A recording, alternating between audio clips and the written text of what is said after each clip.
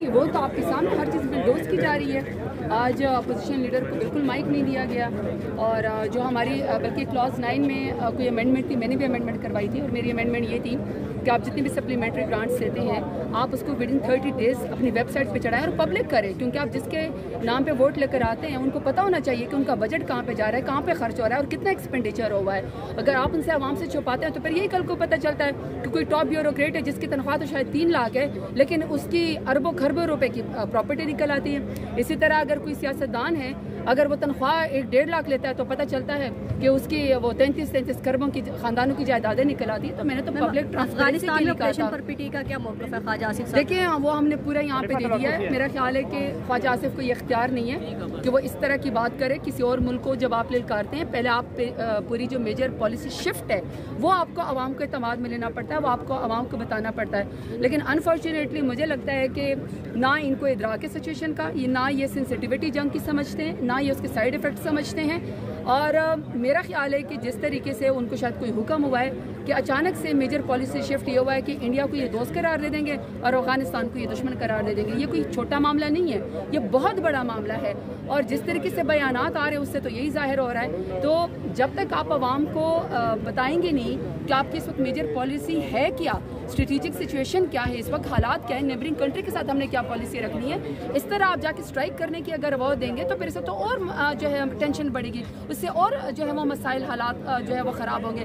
میرا خیال ہے کہ اتنا بڑا جس کو آپ ڈیفینس منسٹر کہہ رہے ہیں, میرا خیال ہے کہ اس کو سچویشن کا ادراک نہیں ہے, نہ اس کو اپنی کسی پالیسی کا پتہ, نہ اس کو اپنے سوال کا. میڈم عمر ایوب صاحب کے استعفے کے حوالے سے بتائیے گا کہ انہوں نے استعفیٰ کس بنیاد پہ کیوں دی ہے؟ عمر ایوب صاحب یہاں پہ کھڑے ہیں. عمر ایوب صاحب جیسی خدمات پارٹی میں کسی کے نہیں ہے. جس وقت پارٹی کے اوپر انتہائی مشکل وقت تھا, جب بہت بڑے بڑے لوگ خان صاحب کا ساتھ چھوڑ گئے تھے, عمر ایوب صاحب نے اس مشکل وقت میں جنرل سیکرٹری کا عہدہ لیا, پارٹی کو سنبھالا, کارکنان کو سنبھالا, خود بھی رپوش تھے, ہم سب بھی رپوش تھے, پھر بھی اس کے باوجود انہوں نے ورکرز کو, سیکنڈ ایئر لیڈرشپ کو, کینڈیڈیٹس کو, تمام ممبران کو جوڑ کے رکھا.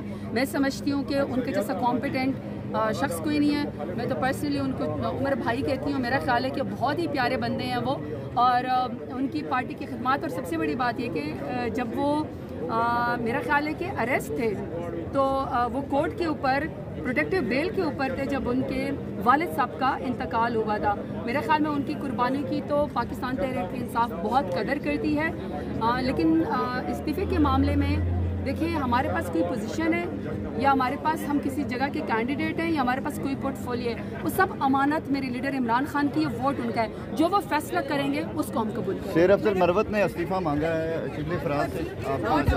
سوری, لیکن آج جو قرارداد پیش کی گئی آپ کی پارٹی کی جانب سے, اس قرارداد کی مخالفت کیوں؟ ہم ایک تو ہم سے دیکھیں, آپ جب بھی قرارداد لے کر آتے ہیں آپ تمام پارٹیز کو آپ وہ دیتے ہیں تاکہ وہ پڑھ لیں.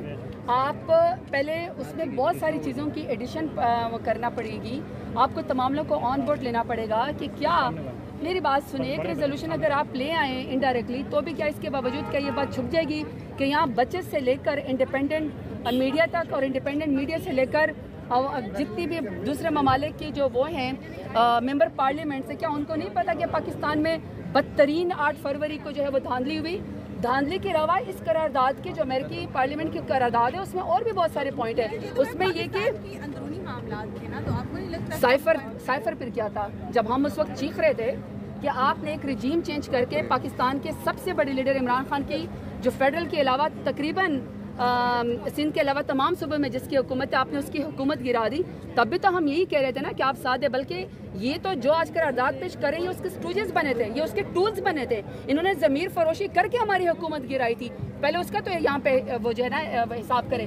جہاں تک ریزولوشن کی بات ہے, جب تک ہمیں ریزولوشن پڑھائی نہیں جائے گی, جب ہمیں بتایا نہیں جائے گا کہ اس کے اندر کیا لکھا ہے, ہمیں کیسے پتہ چلے گا. البتہ جو فنڈامنٹل رائٹس پاکستان کے اندر سسپینڈ ہیں, جس طرح جوڈیشل کو ڈرائے دم کہا جا رہا ہے, جس طرح 8 فروری کو جو ہے وہ دھاندلی کی گئی, عوام کے مینڈیٹ کے اوپر ڈاکہ ڈالا گیا, یہ تو کسی بھی پارلیمنٹ سے پاس ہوگا, ساری دنیا کو پتہ کہ سچ ہی ہوگا.